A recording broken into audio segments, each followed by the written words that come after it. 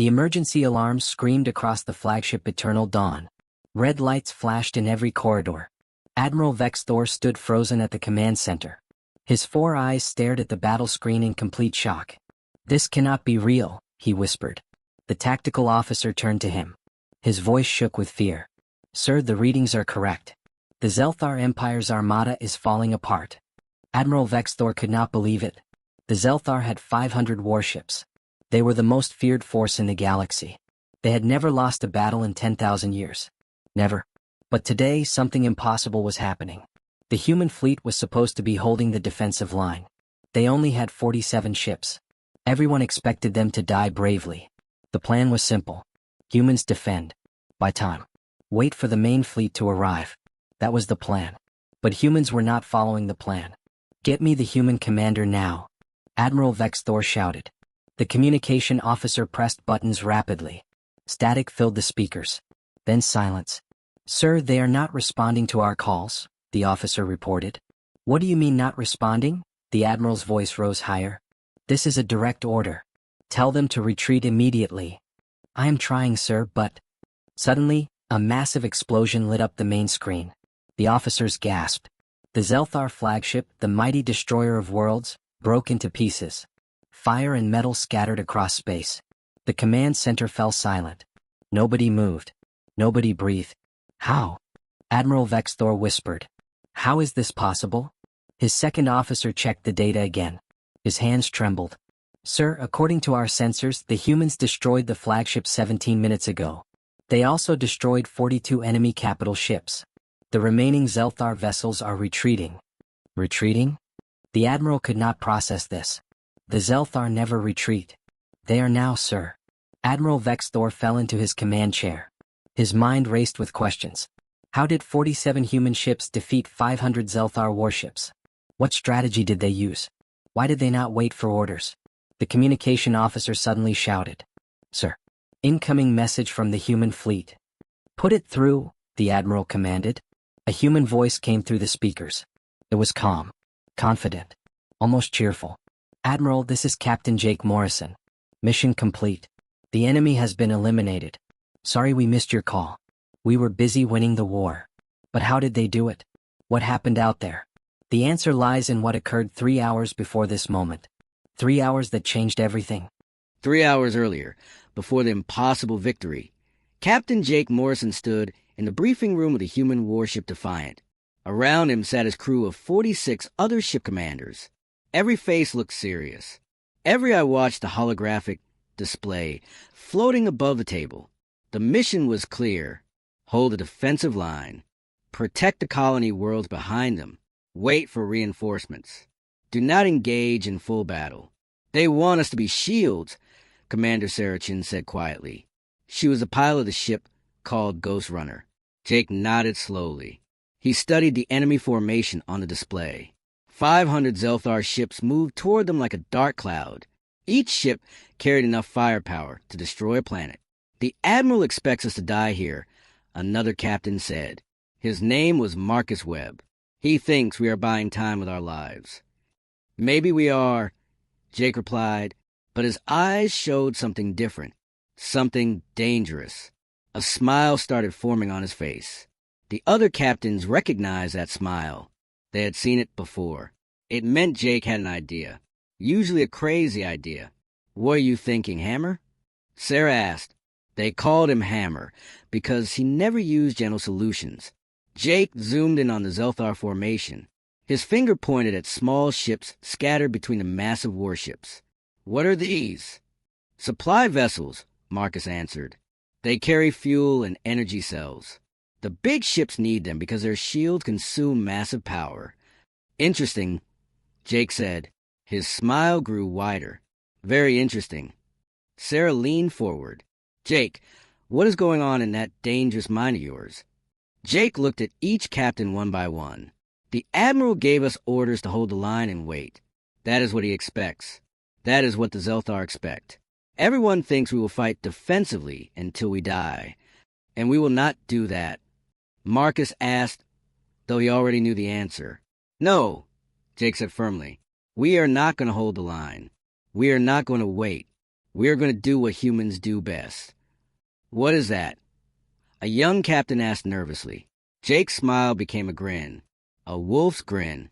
We are going to break every rule, ignore every strategy, and win this war before anyone realizes what happened. The Zelthar armada moved through space like a steel tsunami. Commander Zarthok sat on his throne aboard the flagship destroyer of worlds. His red eyes glowed with confidence. Victory was certain. It always was. Report, he commanded. His tactical officer bowed. Great Commander, we detect 47 human ships ahead. They have formed a defensive line. They are waiting for us. Zarthok laughed. The sound echoed through the bridge. 47 ships against our 500? These humans are either brave or stupid. Perhaps both, Great Commander, the officer replied. How long until we reach them? 15 minutes, sir. Zarthok leaned back. This will be over quickly. Prepare all weapons. Show these humans the power of the Zelthar Empire. But 15 minutes later, something strange happened. The human ships did not attack the Zelthar warships. Instead, they moved in a pattern nobody expected. They scattered in all directions. Fast. Too fast. What are they doing? Zarthok demanded. His officer studied the screens frantically. Sir, they are moving past our battle formation. They are heading toward our supply vessels. Supply vessels? Zarthok stood up. Why would they attack supply vessels? Those are not military targets. Suddenly, explosions lit up the darkness. One supply ship exploded. Then another. Then 3 more. The human ships moved like sharks hunting in deep water. Quick. Precise. Deadly. Stop them. Zarthok screamed. Destroy those human ships immediately. The Zelthar warships turned their massive weapons toward the humans. But the human ships were too small. Too fast. They dodged every shot. They weaved between the explosions like dancers. Captain Jake Morrison sat in his command chair aboard the Defiant. Warning alarms rang around him. Enemy fire lit up space in every direction. But he stayed calm. Ghost Runner, how many supply ships left? He asked into his communication device. Sarah Chen's voice came back. 12 remaining, Hammer. We are taking heavy fire but holding formation. Good. Keep hitting them. Do not stop until every supply ship is gone. On the Zelthar flagship, the tactical officer's face turned pale. Commander, we have lost 60% of our supply vessels. Our shields are beginning to fail. The big ships need energy desperately. Zarthok could not believe what he was hearing. Failing? How is this possible? Another explosion rocked space. Another supply ship died. Sir, the officer whispered in horror. They are not trying to fight us. They are trying to starve us. And then Zarthok understood. These humans were not warriors. They were hunters. And the Zelthar had just become the prey? The Zelthar warships floated in space like giants with no strength. Their mighty shields flickered and died. Without the supply ships, they had no energy. Without energy, they had no protection. Commander Zarthok gripped his command throne. Sweat dripped down his face. Restore shields immediately. Divert all power. We cannot, sir, his officer shouted back. The supply lines are completely destroyed. We have no energy reserves left. On the human ship Defiant, Captain Jake watched the enemy shields disappear one by one. His tactical display showed every Zelthar warship now vulnerable. Exposed. Helpless. He pressed the communication button. His voice went to every human ship. All units, this is Hammer. Execute Protocol Ragnarok. Show them what happens when they threaten Earth. Across the human fleet, 47 ships received the order. Pilots smiled. Gunners loaded weapons. Engineers pushed engines to maximum power. Protocol Ragnarok confirmed, Sarah Chin replied from Ghost Runner. Let us end this. The human ships suddenly split apart. They formed small hunting groups. 3 ships in each group. They moved so fast the Zelthar sensors could not track them properly. What are they doing now? Zarthok screamed. Where are they going? His tactical officer's hands shook over the controls. Sir, they are attacking from all sides. Multiple targets. I cannot track them all. A Zelthar battleship exploded. Then another. Then 2 more. The human ships struck like lightning. They hit weak points. They targeted weapon systems. They moved before the Zelthar could respond. Inside Ghost Runner, Sarah flew her ship manually. No computers. No artificial intelligence. Just her hands on the controls. Just her instincts guiding her. A Zelthar cruiser fired missiles at her. She spun her ship sideways. The missiles passed by. She dove under the cruiser and fired directly at its engines. The explosion lit up her cockpit. "Target destroyed," she reported calmly. Across the battlefield, the same scene repeated. Human pilots flew in ways no computer would choose. They took risks no artificial intelligence would take. They were unpredictable, creative, deadly. "Sir," the Zelthar officer cried. "They are flying manually. Their pilots control everything themselves." Zarthak stared in horror. "Manually?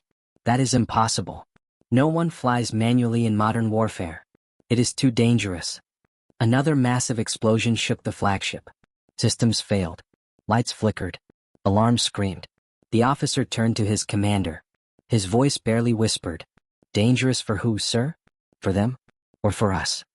Zarthak finally understood the terrible truth. The Zelthar had ruled the galaxy for 10,000 years. They had defeated every enemy. But they had never faced this. They had never faced humanity's greatest weapon. Inside the cockpit of Ghost Runner, Sarah Chin breathed slowly. Her hands gripped the controls. Sweat covered her face. But her eyes stayed focused. Sharp. Alert.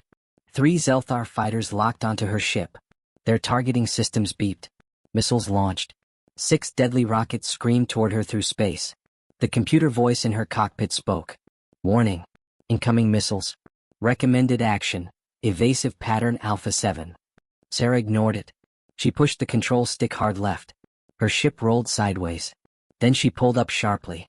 The ship climbed straight vertical. Gravity pressed her into the seat. The missiles followed. But Sarah did something no computer would ever do. She flew directly toward a burning Zelthar cruiser. Straight into the flames and debris.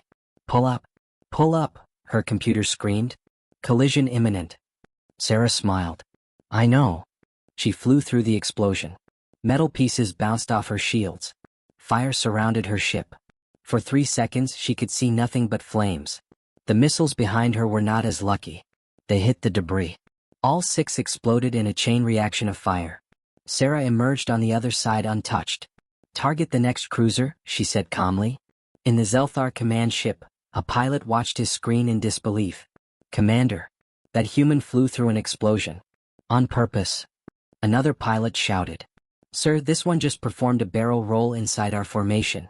Our weapons cannot track movements like that." Zarthak watched the battle with growing terror. His ships were falling, one after another. His mighty armada was being destroyed by 47 small vessels. "How?" he whispered. "How are they doing this?" His tactical officer finally understood. "Sir, our ships use artificial intelligence for everything. Flight patterns, combat decisions, weapons targeting. Everything is calculated and predicted." "Yes," Zarthak said impatiently. "That is how modern warfare works. That is how everyone fights." "No, sir," the officer replied quietly. "Not humans. Humans do not use artificial intelligence to fly. They fly themselves. With their own hands, their own minds, their own instincts." Zarthak stared at him. "That makes no sense. Artificial intelligence is faster, more accurate. Why would they fly manually?" The officer pointed at the screen. A human ship just spun upside down, fired while inverted, then dodged 3 directions at once. "Because, Commander, artificial intelligence is predictable. It follows patterns. It can be calculated." Another explosion rocked the flagship. Systems sparked and died. The officer finished his thought. "But humans? Humans are chaos, creativity, madness. No computer can predict what they will do next." And that was humanity's secret weapon. Not better technology, not bigger guns, but something far more dangerous. The human spirit. Unpredictable, unbreakable, unstoppable. The battle was ending. Smoke and fire filled the darkness of space. Zelthar warships floated like broken toys. Some tried to escape. Most could not move at all. Captain Jake Morrison sat in his command chair. His uniform was dirty. His face showed exhaustion, but his eyes burned with determination. "Status report," he ordered. His tactical officer replied. "Sir, 41 enemy ships destroyed. 8 are retreating. The remaining vessels are disabled and surrendering." Jake nodded slowly. "Open a communication channel. Galaxy-wide broadcast. I want everyone to hear this." "Channel open, Captain." Jake stood up. He took a deep breath. Then he spoke. His voice carried across space. Every species in the galaxy heard his words. This is Captain Jake Morrison of Earth. This is humanity speaking. Across the Zelthar flagship, Commander Zarthok listened. His proud empire was shattered. His mighty armada was destroyed. He had no choice but to hear the humans' words.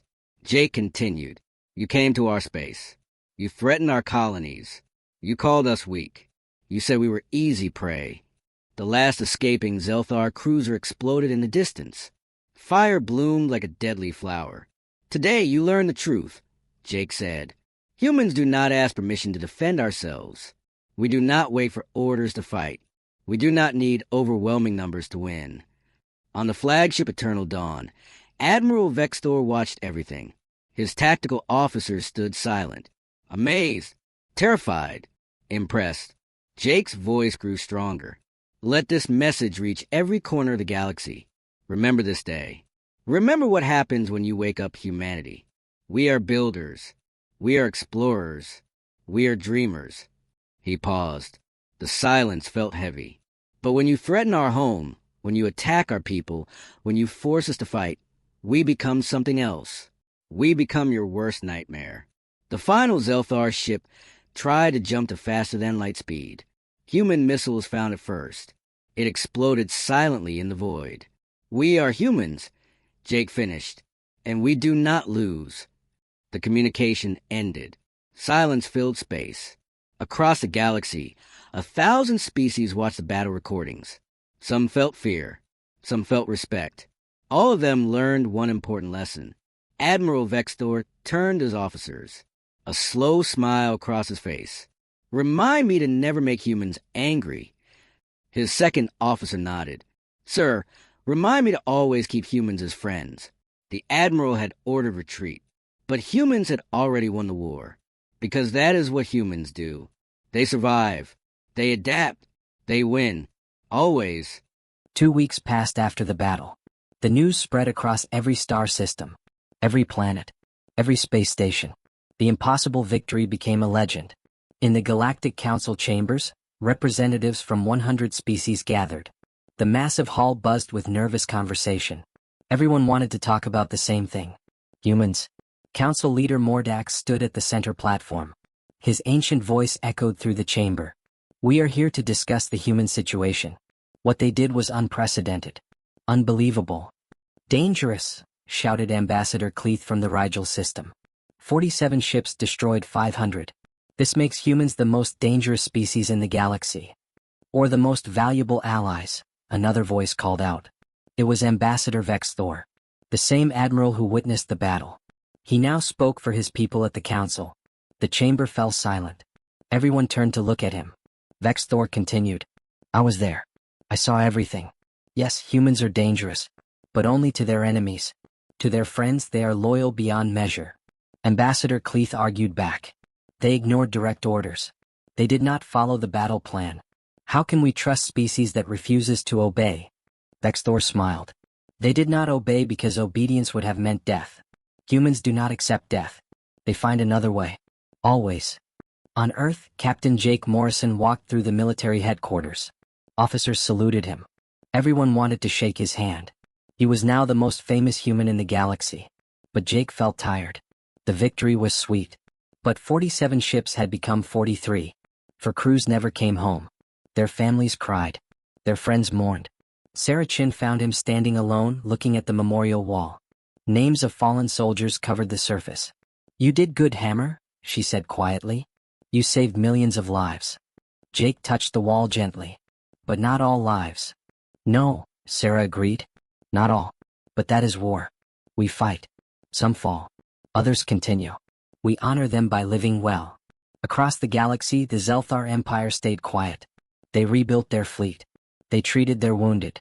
But they never forgot. They never forgave. And they never attacked human space again. In dark corners of space, other aggressive species watched. They learned. Some chose peace with humans. Others plotted revenge. The galaxy had changed forever. One truth became universal law, written in fire and blood across the stars. A truth every species now knew. Never underestimate humanity. Never threaten Earth. Because humans do not just fight to win. They fight like the universe itself depends on it. and somehow, against all odds, they always find a way. 6 months after the Great Victory, Earth was celebrating. Cities held parades. Children played games pretending to be starship pilots. Captain Jake Morrison's face appeared on every news channel. But in the darkness beyond known space, something was watching. Something old. Something angry. The Krillian hive had existed for millions of years. They were not like other species. They did not negotiate. They did not retreat. They only consumed. Every planet they found became food. Every species they met became slaves or dinner. And now, they had heard about humans. Deep inside their massive bioship, the Hive Queen stirred. Her 1,000 eyes opened. Her telepathic voice reached across her entire fleet. These humans destroyed the Zelthar, her thought echoed. They are strong. Strong meat makes the hive stronger. We will take Earth. We will consume their strength. 5,000 Krillian ships began moving toward human space. Each ship was alive, breathing, hungry. On Earth, Jake sat in his apartment. He was trying to enjoy peace, trying to forget the war. His communication device suddenly beeped. Emergency tone. Captain Morrison. A voice said urgently, "This is Central Command. We need you immediately." 20 minutes later, Jake stood in the war room. Admiral Chun, Sarah's mother, pointed at the holographic display. What Jake saw made his blood turn cold. "What am I looking at?" he asked quietly. "Unknown fleet," Admiral Chun replied. 5,000 ships. Bioorganic technology. They appeared at the edge of our sensor range 3 hours ago. 5,000. Jake whispered. The Zelthar only had 500. "It gets worse," the Admiral continued. "We sent a diplomatic message. They did not respond with words." She pressed a button. A video played. It showed a Krillian ship approaching a research station. The ship opened like a mouth. It swallowed the entire station. Metal, people, everything, gone in seconds. The room fell silent. "They are not here to talk," Jake said. "They are here to eat." "Correct," Admiral Chin confirmed. Intelligence reports call them the Krillian Hive. They have destroyed 17 civilizations. No one has ever survived their attack. Jake studied the display. His mind raced. 5,000 ships. All biological. All hungry. All coming to Earth. Sarah Chin entered the room. She looked at Jake. "I heard. When do we leave?" Jake smiled sadly. "We just saved the galaxy. Now we have to do it again." But this time, the enemy was different. This time, humanity faced something that could not be reasoned with, could not be frightened, could not be stopped. Or could it?